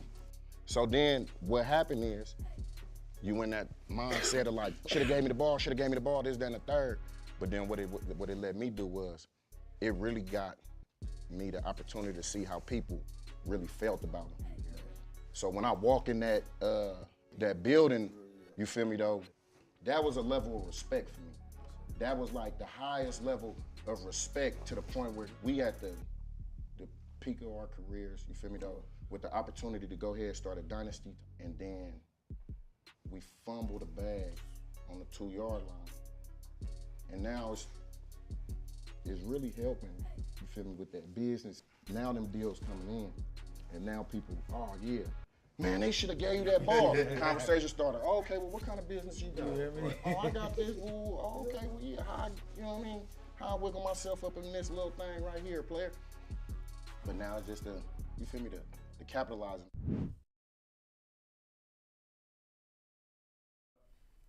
Welcome back to PaperRoute, everybody. I'm Ashley Nicole Moss. This is Brandon Marshall, and we've approached the last 30 of our first show. So 15, 20. 15, 20? Okay, well, clap it up for the crew and everyone in the building because we were able to put this together. First show going to be under our belt very, very soon. But first, we're going to get into a little segment we like to call Fact or Foolish. You're such a pro. Thanks. You're such a pro. Why does it matter? Why does it matter to highlight your crew?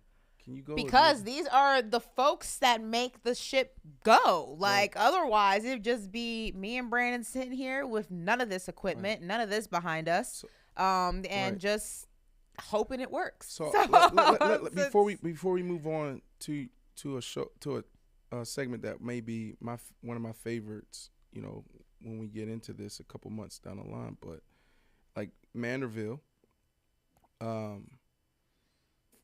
I mean, he was here till like 1 o'clock. We call him Mander Legend.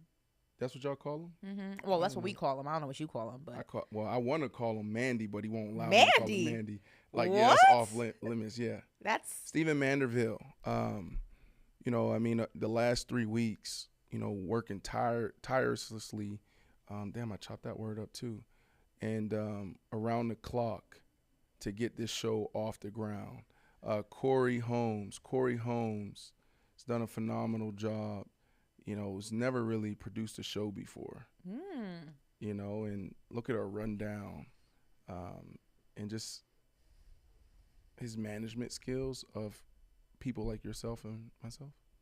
I don't know what that means, but also shout out to Nagin and JP holding it down for social. That's right. Also very important. Mm-hmm. It's just a lot of people that have to be named, you know, to make this work, and they're going to continue to help make this work. So while we're in front of the camera, you know, it's really the people behind the camera really driving this whole thing. So shout out to y'all. Y'all the real MVPs. Yeah, and I'm excited about it, right? Like, this is our first show.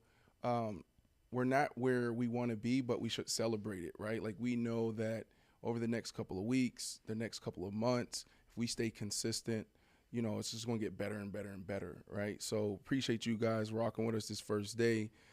Continue to come back and know that we're going to strive to continue to bring you guys just great, great content. That's a fact. And speaking of fact, it's now time for Fact or Foolish. Listen, we're going to read some statements, and then we're going to determine whether it's simply a fact or foolish, but you have to go ahead and give your reason why. All right, so first up, Kevin Durant currently has the most pressure on him to win a championship. Fact or foolish? Foolish. You already know my answer. Foolish. Oh, now you're agreeing? But it's not because of what we talked about earlier when we were talking about the Phoenix Suns. I just feel like there's guys out there that's kind of like just chilling. James Harden, Embiid. Man, it's time. It's time. And the reason why is because if you go back to where James Harden was a couple years ago, probably one of the most dynamic basketball players we've ever seen. Like, he kind of like changed the game. There's a couple players that changed the game. That little damn step back three, whatever he created, like now everybody does it and it changed the game. Like, dude is dynamic. Then he gets out of Houston, right? Because he knew he was a commodity. He leveraged. He had the leverage, knew that, and said, I ain't showing up, I ain't practicing. Came in 40 pounds overweight. Lamar, take Allegedly. notes. He lost the weight very quickly in Brooklyn. Some people think he was wearing a fat suit. That's an urban legend. I can't confirm or deny that. But I say that because, like, you know, I know he got to Brooklyn, my team. I'm still a Brooklyn Nets fan. Are you? Absolutely. Name me 3 people on the roster right now. Come on, we'll do that later. Okay. We'll do that later, right? Yeah. Ben Simmons. Okay, who else? Okay. We got my Nobody shooter, help him. Josh Harris. Joe Harris. Who's Josh Harris? Joe Harris. Okay. Joe Harris. And you give me, come on, man, my point guard. His come name? on, let's go. Okay. Okay. Anyway. What's his name? Okay. Seth Curry? No, not Seth. Who are you talking about? The other one we traded for. Dinwiddie? Dinwiddie. Yeah, there we go. Oh I'm a Nets fan. Here we go. But no, sorry, James Harden though. James Harden we got there. In that first year, he was in an MVP discussion. Like, he was balling. And he ended up getting hurt. And then the second year, all the stuff with Kyrie, and he gets traded. It's like, what happened when he got to Philly? Wasn't shooting the ball. I don't know if he had the yips. Like, Ben had the yips, but he wouldn't shoot the ball. Had the yips? I know. I think he still got the still got the yippies. yips. He's a yippie right now. Yeah, but those boys, to me, the pressure's on them. I shouldn't say. He's also allegedly, per reports, injured. So. Playing through it. No, he's not playing, but he's injured. Yeah. So, whatever. Let's go. Load management in the NBA has hurt the integrity of basketball. Fact. I hate load management. I think of what the late, great Kobe Bryant used to say. His wife mentioned this when they were doing, I believe, his memorial service. And he would play through injuries because he would always say, but what about all the kids who came to see me? What about the people who saved up to see me? And I understand that injuries in the NBA happen and sometimes you can't play through them. But you have guys resting because they played back-to-backs or they don't want to play back-to-backs. You have guys resting because they got a little bit of soreness here, a little bit of soreness there. And it's not so much that it's happening sporadically. It's happening so egregiously that it's like sometimes you have guys missing 5 games, 6 games, 7 games, 8 games a month, and it's insane. Well, you know what they need to fix? Because this is foolish to me. Because the problem is it's too much. 82 games? So you think the season's too long? The season's too long, and I know they made some adjustments. They should extend the All-Star break. They can extend the All-Star break. It's not even just about the All-Star game. Do you know how tough it is and what it does to your body when you get on a plane and go from this city to that city across the country? Like, it's way too much. I say it's foolish because if I'm a player, I'm thinking about longevity. I'm thinking about, the business side of things, right? So, yes, if my body is sore, if there's a little ache, I'm gonna take the time I need to get back. Why? Because the season is too long, and the only thing that matters, the season, the NBA season, load management. That's insane. The NBA season hasn't even started yet. You have guys making $45 million a year. Not Doesn't to play matter. A quarter of the season. The season ain't even start yet. When does the whole NBA? I'm sorry. The NBA season doesn't start until freaking late March. I'm sorry. Listen, bumps and bruises happen in the NBA. It's what it is when you sign up. You're paid a lot of money to go ahead and be able to overcome that. Nobody's saying to play through a fractured ankle. Nobody's saying to play through some severe injuries. But you have guys resting multiple times in a month because they have soreness in their ankle or soreness in their knee. It's the NBA. What about the guys resting on the court? Everybody's sore. What about the guys resting on the court? What do you mean resting on the court? To me, the season doesn't start until end of March, beginning of April. The season starts way before the end of March. No, it doesn't. Because these guys don't even play. Tell me when they start playing defense. There's only a few teams. The Celtics, the Bucks. I mean, there's only a couple teams now you're getting into more of the landscape of the overall NBA. It's more offensive heavy. There are teams who still rely on the defensive edge, and they're few and in between. But that's even more of a reason to not do load management. You're telling me right now the NBA is predominantly offensive led, and you're going out there and you're coming out on games and not playing. You're sitting on the bench. Why? No one's bumping into you. There's no defense being played. Factor foolish. Okay. Dame Lillard. I could do a whole dissertation on Dame Lillard. Is he a top 3 point guard in the NBA? Fact or foolish? You go. I'm doing my list in my head. Foolish. I put him in the same category as Steph Curry.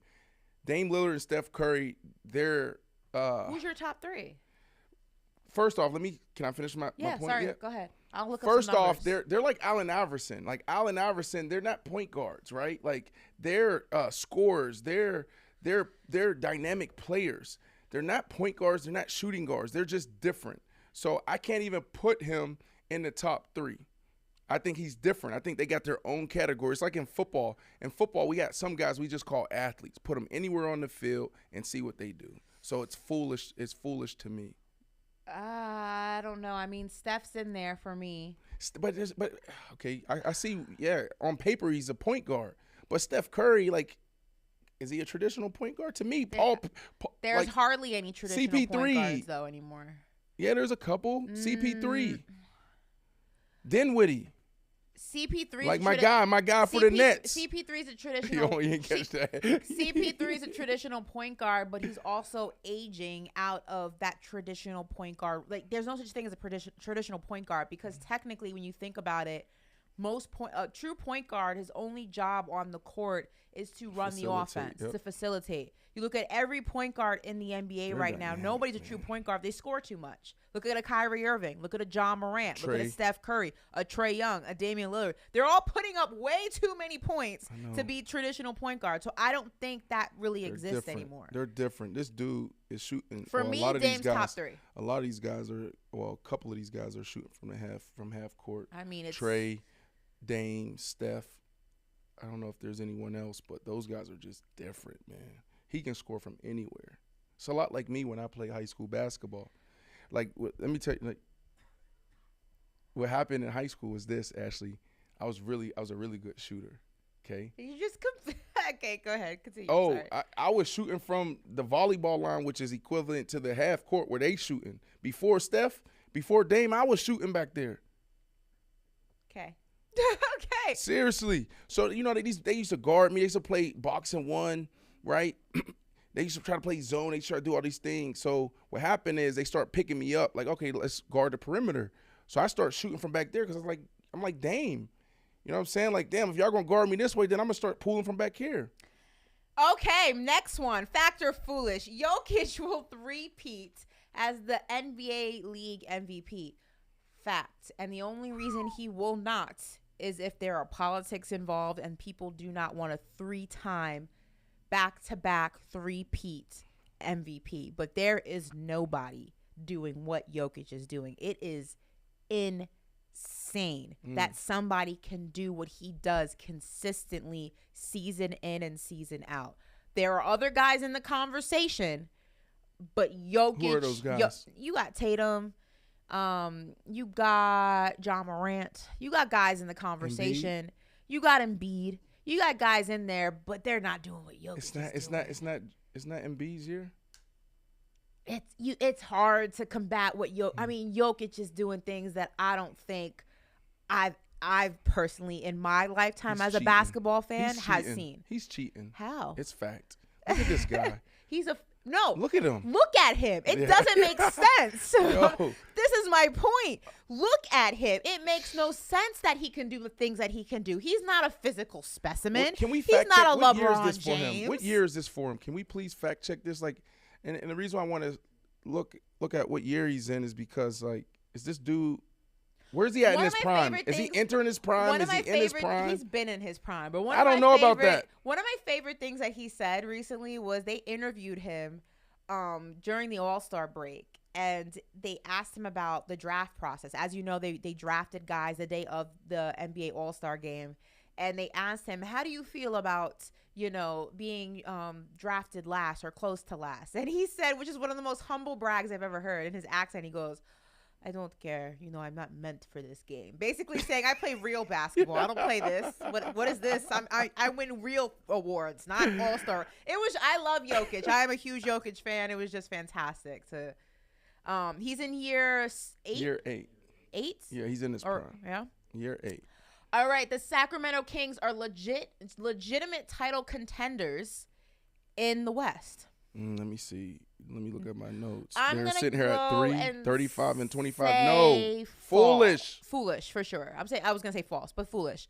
I think that right now they're hot, and I think they're showing some signs of having a real legitimate foundation to build on, like coming in the next few seasons. Like that's a team you got to look out for. Right now, it's not enough, but it will be. I mean, for them to have a chance, right? We're talking about a legendary run. This is foolish to me. Yeah.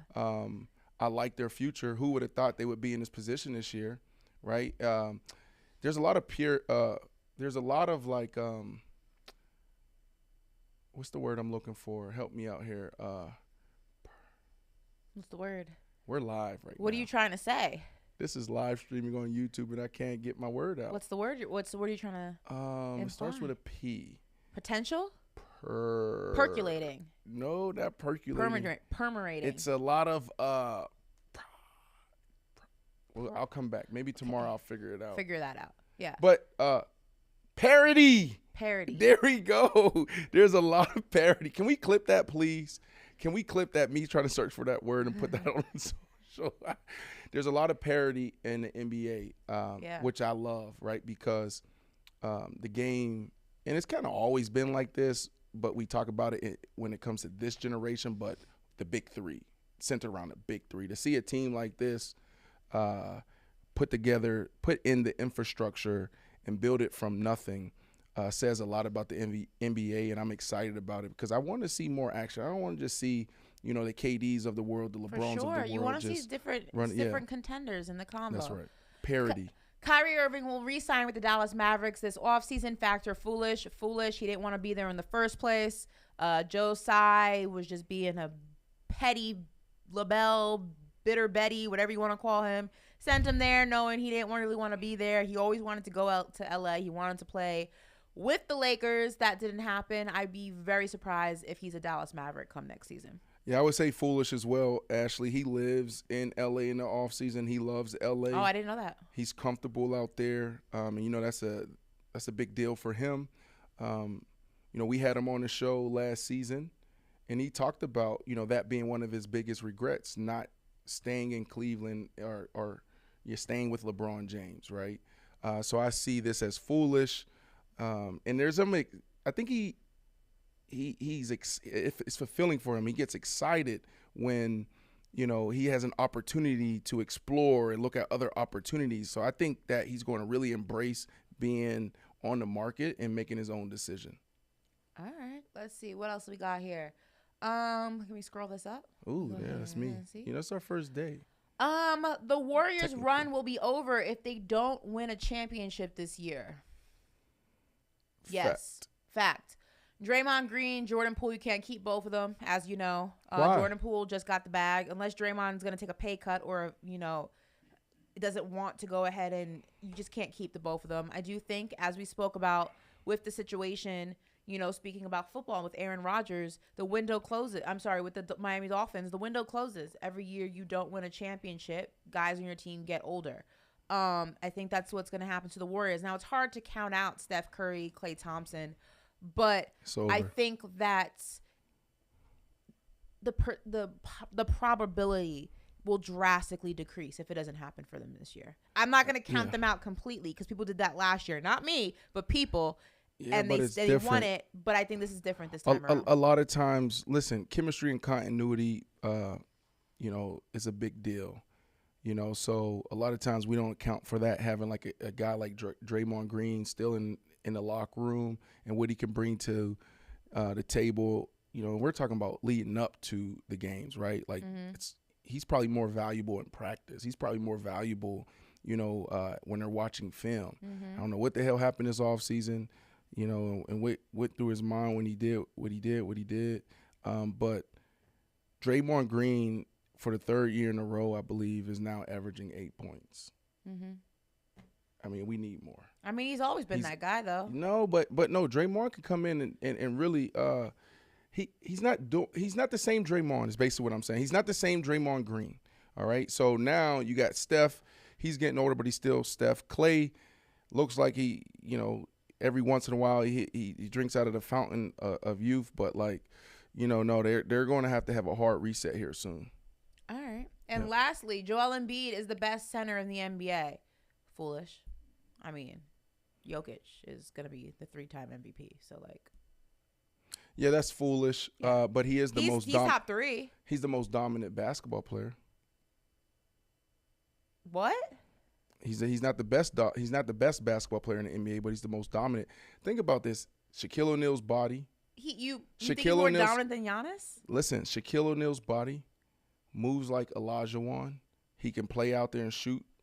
He can drive to the basket. Like, the dude is dominant. I just think that Jokic, what he has over him is like he sees the full court, what he does, how he gets his teammates involved. But he's a monster. I am a huge Joel Embiid fan. I'm an Embiid fan, top 3 center in the NBA, obviously. But you think he's the most dominant? Yeah, when I say dominant, I mean just can rip your soul, take over a whole game. Absolutely, do whatever he wants to do.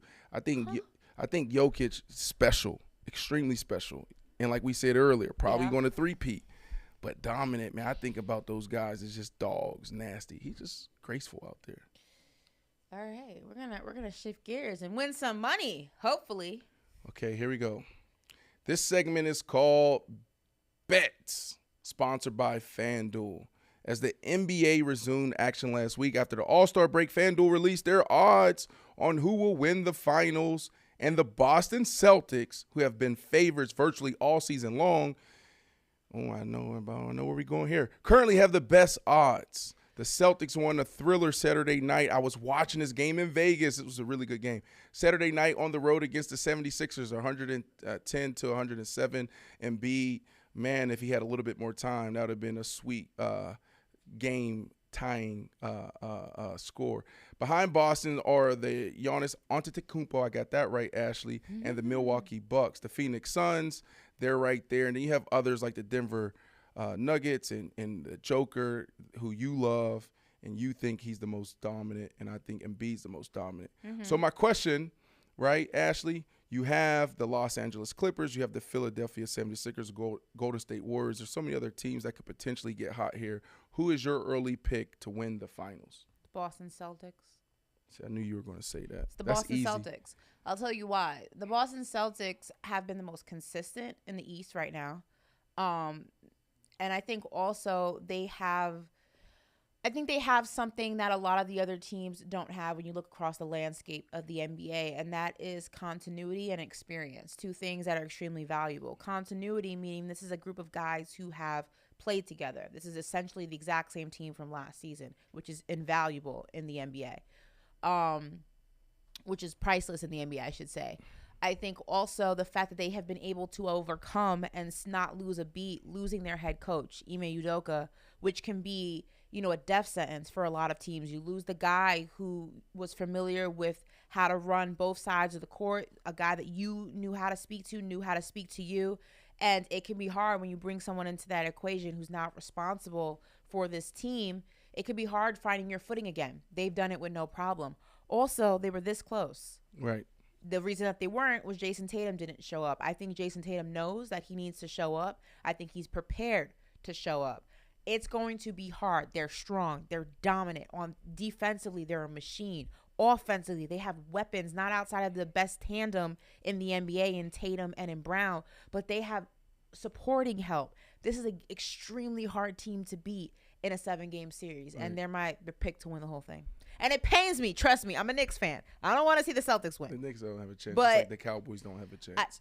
I thought we weren't talking about the Cowboys on this show. That's crazy. I didn't even bring the Cowboys up. I just said the Knicks. Hey, Manderville, great job getting this show off the ground. Team, great job getting this show off the ground. Manderville, can you tee up my out? We're going to end this show after my answer because I don't want to give Ashley Nicole Moss any time to respond. So I'm just letting you 5 seconds to prepare this out. Hey, guys, thanks for rocking with us today. Our first live show. Put my 2-shot on, though, so you can see my eyes roll when he gives it. That's all I ask. Thank you guys for rocking with us. Look, we'll continue to get better. I don't know if I want to continue to do this host thing. I might need to give this to Ashley and play my role. But PaperRoute will be coming to you every single day, Monday to Friday, somehow, some way. We'll continue to bring dope content. Follow us on Instagram, TikTok. Make sure you subscribe. But the question was, who is your early pick to win the finals? And this is sponsored by FanDuel Sportsbook. You ready, Manderville? It's not who's the favorites or the early pick. It's who's going to win. It's the LA Clippers. See you tomorrow.